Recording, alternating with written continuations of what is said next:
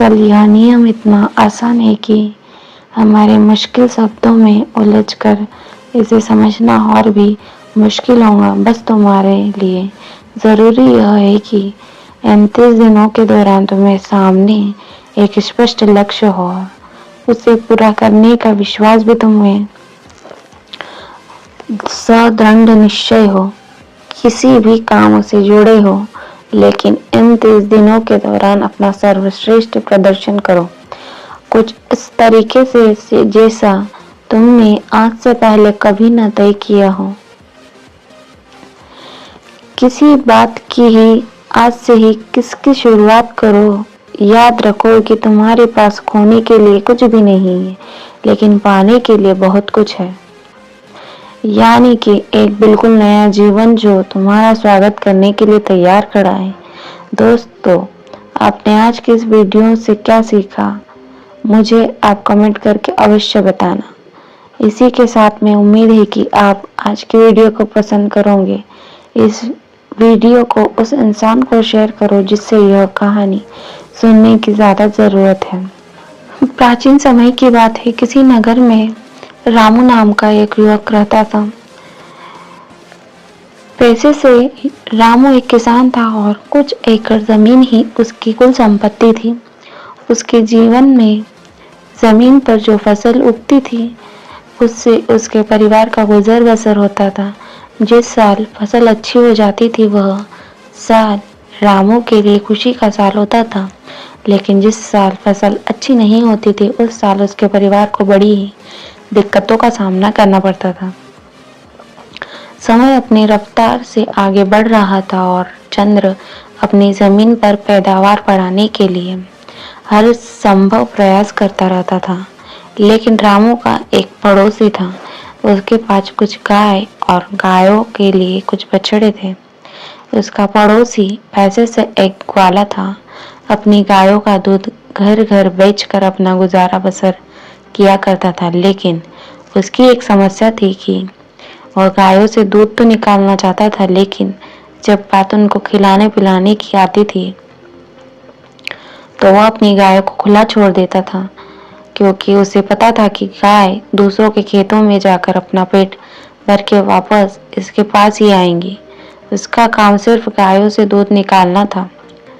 उनकी देखभाल का जिम्मा वह लेना ही नहीं चाहता था। उसकी वजह से बहुत से लोग उसे ताने भी देते थे, क्योंकि गाय जब उनके खेतों में घुसती थी तो फसलों को बड़ा नुकसान होती थी। उससे शिकायत करते थे कि जब तुम दूध निकालते हो तो उसको चारा भी दिया करो। तुम चारा क्यों नहीं डालते? क्यों हमारी फसल बर्बाद करने के लिए उसे खुला छोड़ देते हो? इस पर वह कहता है कि मैं गायों को पूरा दिन बांध के नहीं रख सकता, उनको खुला भी छोड़ना चाहिए। गाय हमारी माँ होती है और हम तुम्हारी फसल खराब कैसे क्या होंगी? तुम अपनी फसलों की निगरानी रखो, मैं कौन सा तुम्हारे खेत में छोड़ने के लिए जाता हूँ। और इस प्रकार वह अपनी बातों को ऊपर रखते हुए दूसरों को नजरअंदाज कर देता था। एक दिन सुबह सुबह रामू अपने खेतों में गया तो उसने पाया कि रात में गायों ने उसकी खेत की बहुत सी फसल खराब कर दी थी। उसे खेत में उसने गायों के पैरों के भी निशान देखे। अब उसका यकीन पक्का हो गया था कि यह गाय उसकी पड़ोसी की ही थी। इसलिए उसने सोचा कि वह अपने पड़ोसी को इसकी शिकायत करेगा। लेकिन तभी उसे याद आया कि पड़ोसी को शिकायत करने का कोई फायदा नहीं है, क्योंकि वह उसकी बात को मानेगा ही नहीं। और आखिरकार उसने फैसला किया कि वह रात में अपनी फसल की देखभाल वही खेत में अपनी झोपड़ी में रहकर करेगा। उसने घर आकर अपनी पत्नी को अपने विचार बताए कि आज रात से मैं खेतों में ही सोया करूंगा। इस पर उसकी पत्नी ने भी कोई विरोध नहीं किया, क्योंकि उसे पता था कि फसल अच्छी नहीं होगी तो फिर से कल के दिन ऐसा ही जाएगा। इस रात को रामू अपना खाना बनाकर खाकर अपनी लाठी को तैयार करके अपनी झोपड़ी की तरफ निकल पड़ता है। आज उसने फैसला कर लिया था कि आज से जब तक फसल नहीं कटेगी वह खेतों में अपनी फसल की देखभाल किया करेगा। लेकिन उसके मन में एक असमंजस की स्थिति भी थी। उसने सोचा कि अगर गाय मेरी फसल खाने के लिए आई है तो मैं उसे लाठी से मार तो नहीं सकता। बचपन से उसके संस्कारों से उसकी ऐसी मान्यता कि गाय उसकी माँ समान है और माँ पर कोई लाठी कैसे चला सकता है। तो यहाँ पर असमंजस की स्थिति तो खड़ी होनी ही थी। इसलिए उसने सोचा कि मैं गाय को लाठी मारने की बजाय वैसे ही हकाल दूंगा। गाय वैसे ही हकालने से खेत से बाहर चली जाएंगी। लेकिन रात में जब गाय फसल खाने के लिए उसके खेत में पहुंची तो उसने खेत से बाहर हटाने का बहुत प्रयास किया। वह इस कोने से गाय को बाहर हकालने की कोशिश करता तो गाय उस कोने पर पहुंच जाती, लेकिन गाय उस खेत से बाहर निकालने का नाम ही नहीं ले रही थी। इससे चंद्र की चिल्लाहट बढ़ती जा रही थी। अपने गुस्से की वजह से वह खुद पे से काबू खोता जा रहा था और आखिरकार वह घड़ी भी आ गई जब वह अपने सारे संस्कार भूल गया। और जब आदमी गुस्से से भर जाता है तो उसका विवेक, उसकी बुद्धिमानी, उसकी सोच सब कुछ खत्म हो जाती है। ऐसा ही कुछ उसके साथ भी हुआ।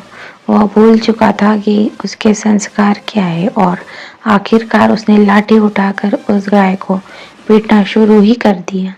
इसके बजाय वह गाय खेत से बाहर भागने की कोशिश करने लगी और बाहर भागने की कोशिश में वह गाय एक जगह पे पानी में लिपट कर वही जमीन पर गिर गई और बदकिस्मती से जहाँ पर वह गाय गिरी थी वह जमीन पर एक बड़ा सा पत्थर भी पड़ा हुआ था, जिसके कारण उसे गाय की उस पत्थर पर गिरने की वजह से वहां पर ही मौत हो गई।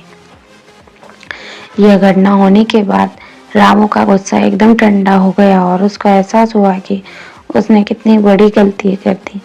उसे सोच ही नहीं पा रहा था कि उसे क्या करना चाहिए। उसे कोई पाप हो गया है, उसे ऐसा नहीं करना चाहिए था। ऐसी सोच विचार में वो पूरी रात सो नहीं पाया और उसके सामने वह तड़पती रही। उसने उसका इलाज करने की भी कोशिश नहीं की, लेकिन रात में ना तो उसकी कोई चिकित्सा मिल सकता था और ना ही मदद के लिए आसपास कोई मौजूद था, क्योंकि उसका खेत गांव से बहुत दूर था। वो पूरी रात उसे गाय के सामने बैठा रहा और उसे गाय को अपनी आंखों के सामने तड़पता हुआ देखता रहा। उसका दिल बार बार दिखा रहा था कि वह खुद से कह रहा था कि तूने कितना बड़ा पाप कर दिया, इसका प्रायश्चित तू कैसे करेगा। जैसे ही सुबह हुई तो गांव के कुछ लोग उस तरफ आ पहुंचे। जब उन्होंने रामू को एक मृत गाय के सामने बैठा देखा तो उन लोगों को पूरी घटना समझते देर नहीं लगी और रामू ने उनके सामने खुद माफी मांगते हुए कहा कि यह उससे बहुत बड़ा पाप हो गया।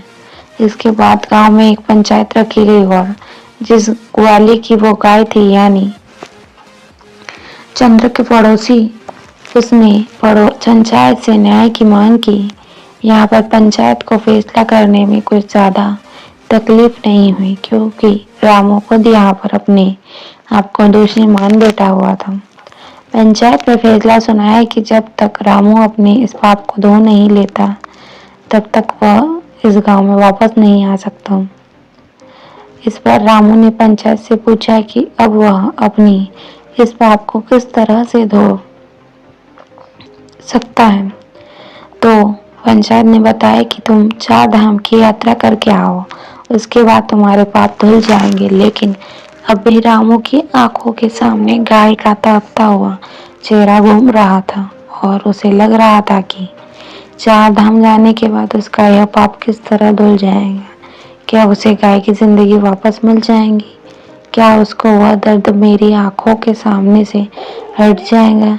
लेकिन फिर भी उनकी बात मानते हुए वह 4 धाम की यात्रा के लिए निकल पड़ता है। यह उस समय की बात है जब कोई साधन या वाहन नहीं हुआ करते थे, तो इंसान को अपने पैरों से ही छिछलाना पड़ता था। यहाँ फिर घोड़ा गाड़ी या ऊंट गाड़ी पर जाना होता था। रामू की यात्रा बहुत लंबी होने वाली थी, शायद उसे कई वर्ष तक लग जाते, लेकिन फिर भी रामू अपनी इस पाप को धोना चाहता था। लेकिन उसके मन में एक सवाल चल रहा था कि इस पाप का दोषी जितना वह है, उससे ज्यादा दोषी वह ग्वाला है जो अपनी गायों का दूध निकाल कर यूं ही दूसरों की फसल चरने के लिए छोड़ देता था। यह सिर्फ उसके मन का एक सवाल था, लेकिन इस सवाल को वह पर किसी से पूछ नहीं सकता था। जब वह अपने घर से 4 धाम की यात्रा के लिए निकल पड़ा, उसकी पत्नी ने भी उसके साथ चलने के लिए आग्रह किया, लेकिन उसने अपनी पत्नी को वहां पर अपने खेतों की देखभाल और अपने बच्चों की देखभाल करने के लिए कहा और वह अकेला ही अपने पाप को धोने के लिए निकल पड़ा। एक धाम से दूसरे धाम और दूसरे धाम से तीसरे धाम, इस प्रकार चलते चलते रामू को बहुत वक्त हो गए हैं। कई साल बीत गए थे, लेकिन रामू अब भी वो अपने आप को दोषी मान रहा था। उसके मन से उस गाय का वह चेहरा हट ही नहीं रहा था। जब वह अपने तीसरे धाम की यात्रा पर चला रहा था तो उस यात्रा के बीच एक जंगल पड़ता था और उस जंगल को पार करते हुए वह धाम था। जब रामू उस जंगल को पार कर रहा था तो उसे उस जंगल में एक भिक्षु की कुटिया दिखाई दी। उसे बड़ा ही आश्चर्य हुआ, क्योंकि वहां आसपास कोई भी और मनुष्य दिखाई नहीं दे रहा था। कई मीलों तो किसी इंसान की कोई बस्ती वहां पर नहीं थी और इस मंगल के बीच वह एक भिक्षु अकेला क्या कर रहा था। इससे चंद्र की जिज्ञासा और ज्यादा बढ़ गई और वह अपनी जिज्ञासा को शांत करने के लिए उस भिक्षु के पास उस कुटिया में पहुंच जाता है। जब रामू उस कुटिया में पहुंचा, उस वक्त रामू ने उस कुटिया में प्रवेश किया, वैसे ही भिक्षु अपने ध्यान से बाहर आ गए। ध्यान से बाहर आने के बाद रामू ने उनसे पहला प्रश्न किया, जरा ध्यान से सुनिए महात्मा, आप इस जंगल में अकेले किस प्रकार रहते हैं? यहाँ पर ना कोई इंसान है, ना कोई बस्ती है, ना कोई आत्मा है। यहाँ पर आप अकेले किस प्रकार वास कर लेते हैं? इस बार भिक्षु ने बड़े ही सहज भाव से उत्तर दिया, इंसान को जीने के लिए सांसें और खाना चाहिए, जो यहाँ पर भली भांति मिल जाती है। सांसें पेड़ पौधे हमें देती है और खाना भी हमें पेड़ पौधे ही देते हैं। हमें इस जंगल में जो मिल जाता है हम वह ले लेते हैं, और जीने के लिए क्या चाहिए? इस पर चंदन ने पूछा कि महात्मा, फिर भी इंसान को कोई तो चाहिए जिससे वह बात कर सके, जिससे अपनी भावना व्यक्त कर सके। आपके पास तो यहाँ कोई भी नहीं है। इस पर भिक्षु ने जवाब दिया, यह तुम्हें क्या लगता है कि मेरे पास कोई भी नहीं है, क्योंकि तुम्हारी आंखें सीमित चीजें ही देख पाती है, लेकिन मेरे पास वह भी है जो तुम्हारी आंखें नहीं देख पाती है, जो कण कण में बसता है। इन बातों से रामू को एहसास होने लगा था कि जो तुम्हारी आंखें नहीं देख पाती और जो कण कण में बसता है, इन बातों से चंद्र को एहसास होने लगा था कि यह कोई साधारण भिक्षु नहीं है, इनकी समझ बहुत गहरी रही है और इनसे मुझे अपने सवालों के जवाब मिल सकते हैं। इसलिए चंद्र ने उनको अपनी पूरी परिस्थिति बयां कर दी और सारी बात बताने के बाद चंद्र ने भिक्षु से पूछा, 2 धाम की यात्रा तो मैं कर चुका हूँ और यह यात्रा करने के बाद भी मेरे मन का बोझ हल्का नहीं हुआ है। मुझे पता है कि 4 धाम की यात्रा भी कर लूंगा तो भी मेरे मन की परिस्थितियां ऐसी ही रहेंगी।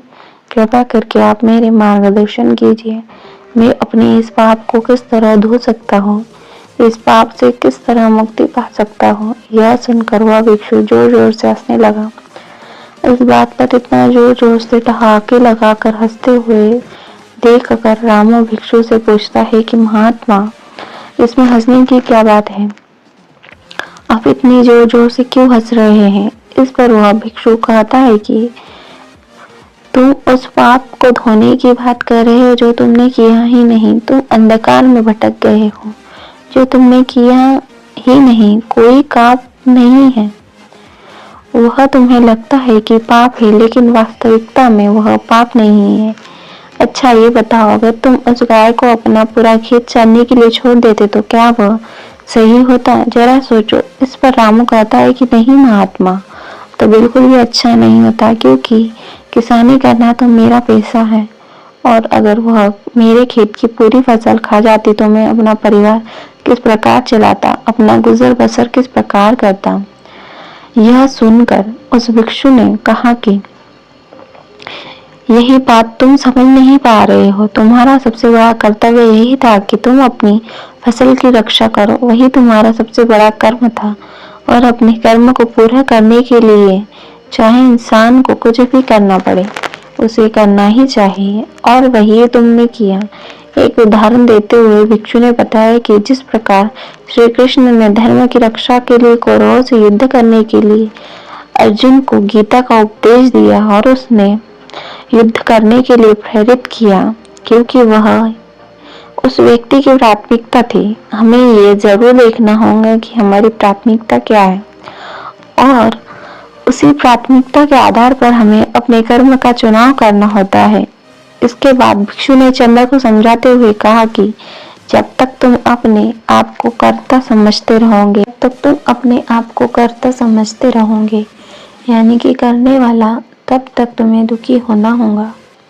तुम्हारा मन हमेशा संताप झेल रहा है, क्योंकि तुम समझ रहे हो कि तुम करने वाले हो, तुम करता हो, और वही तुम्हारे दुख का कारण बन जाता है।